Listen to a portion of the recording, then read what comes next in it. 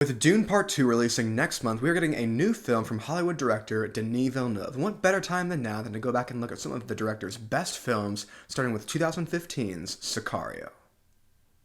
Most situations involving humans do not have a clearly defined good guy or bad guy. 2015's Sicario is just that. At the center of the film, we have two main characters, Kate, played by Emily Blunt, and Alejandro, played by Benicio del Toro. Both actors do a fantastic job at portraying these quite different operators. Kate is your typical American FBI SWAT member that is used to doing things by the book.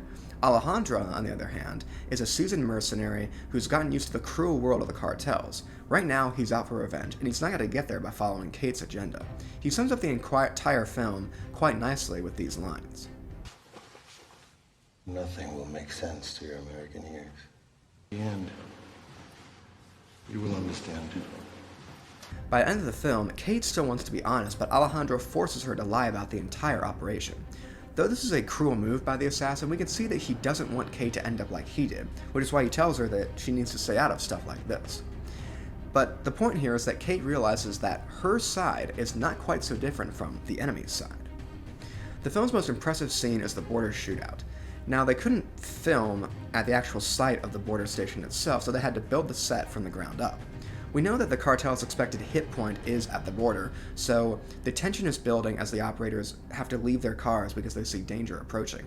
Once the action starts, we see that this is nothing like what Kate has been in before, and she lets us know that by her conversation with Garber when they get back to their rendezvous point.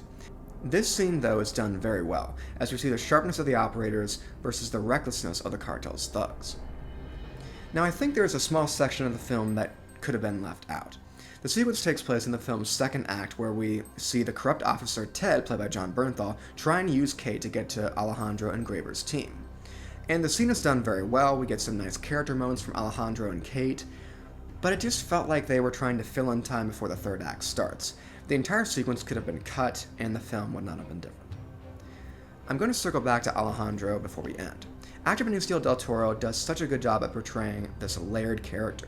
It's easy for the quiet mercenary character in these situations to have one trait for the entire time, and we're left at that.